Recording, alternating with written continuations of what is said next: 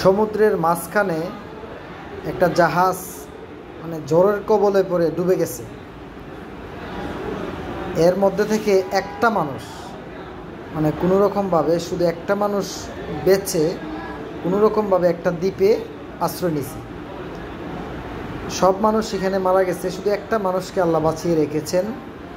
সে কোনোরকম একটা দ্বীপে আশ্রয় নিয়েছে। এখন তার তো চলতে হবে, খাইতে হবে। সে কী করলো যে এখানে থাইকা আপনার ওই যে দ্বীপে থাকার পরে বিভিন্ন জাহাজ যায় না, দূর থেকে সে সংকেত দেয়, কিন্তু কোনো জাহাজ আর তার কাছে আসে না উদ্ধার করার জন্য। সে চিন্তা করলো যে আমি তো আর এখানে কোনো যোগাযোগ নাই, একটা কাউকে সংকেত দিতে পারি না, আমি তো আর কিভাবে উদ্ধার হব। তখন সে এখানে বিভিন্ন এই গাছের ডালপালা দিয়ে বা পাতা দিয়ে এখানে একটা ঘর তৈরি করলো, ছোটোখাটো একটা ঘর তৈরি করলো থাকার জন্য। তারপরে জঙ্গলের ভিতর থেকে ফলমূল, সমুদ্রের মাছ কোনো রকম ধরে ওইখানে কোনো রকমভাবে বেঁচে থাকলো আর কি। একদিন সে সকালবেলা গেছে জঙ্গলে যাওয়ার পরে এসে দেখে কোনো রকম আগুন লেগে আপনার ঘরটা পুড়ে গেছে, পুড়ে ছাই হয়ে গেছে।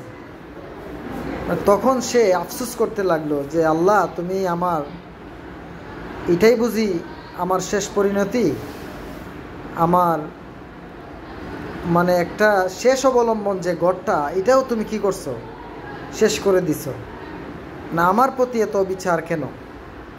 ওই রকমভাবে আমরা অনেক সময় বিপদে পড়লে দেখা যায় যে আমরা অভিযোগ করে বসি, সৃষ্টিকর্তারে আল্লাহরে অভিযোগ করে বসি। সেও এরকমভাবে অভিযোগ করতে লাগলো যে আমার একটা শেষ অবলম্বন ঘর ছিল, এটাতে আমি থাকতাম, ওইটাও আগুন লেগে পুড়ে গেছে। মানে একরকমভাবে সে হতাশাগ্রস্ত হয়ে পড়ল। কিছুক্ষণ পরে দেখতেছে যে দূর থেকে একটা জাহাজ আসতেছে। জাহাজ আসার পরে লোককে বলতেছে যে আপনি বিপদে পড়ছেন, আমরা উদ্ধার করতে আসছি।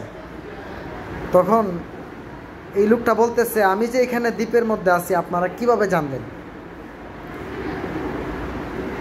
তখন জাহাজের নাবিক বলতেছে, ওই যে আপনি একটু আগে ধোঁয়া উড়াইয়া, আগুন দিয়া ধোঁয়া উড়াইছেন, আপনি বিপদে পড়ছেন, আমরা বুঝতে পারছি, এই জন্য ধোঁয়া দেখে আমরা আইছি। তখন লোকটি কী করলো, সাথে সাথে তওবা করে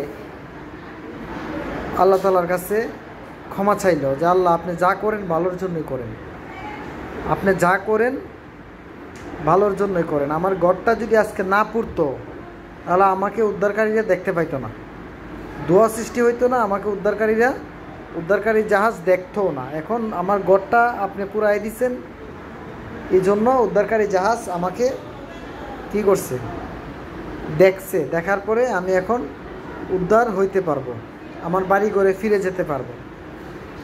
তো বিষয়টা হচ্ছে মোরাল অফ দ্য স্টোরি হচ্ছে যে আমরা অনেক সময় অভিযোগ করি সৃষ্টিকর্তার কাছে, আমরা অভিযোগ করি, আমাদের হাই হুতাশ করি যে আমারই মনে দেখে শুধু আমাকেই শুধু বিপদে ফেলে, এরকম আমরা অনেকটা চিন্তা করতে পারি। কিন্তু মূলত হচ্ছে আমাদেরকে যিনি সৃষ্টি করেছেন উনি নির্ধারণ করবেন আমরা কোন পথে যাব, কোথায় খাব। এটাই হচ্ছে সবচেয়ে বড় ঈমানের পরিচায়ক। এমনটাই হওয়া উচিত। সাময়িক বিপদে যে ফেলতেছে, যিনি আমাকে বিপদে ফেলতেছেন, উনি ভালো করেই জানেন যে কীভাবে বিপদ থেকে উদ্ধার হতে হবে। আর আমি যে বিপদে আছি, উনি একটা মানে সমুদ্রের নিচে যদি পিপিলিকা থাকে, ওই পিপিলিকার পাওয়ার শব্দ পর্যন্ত উনি অবলোকন করেন, উনি জানেন, অবজারভেশন করেন। আর আমরা তো মানুষ, সৃষ্টির সেরা, আমাদেরকে কোন অবস্থায় কোথায় রেখেছেন, উনি কোথায় রাখবেন, এটা তো অবশ্যই উনি জানেন।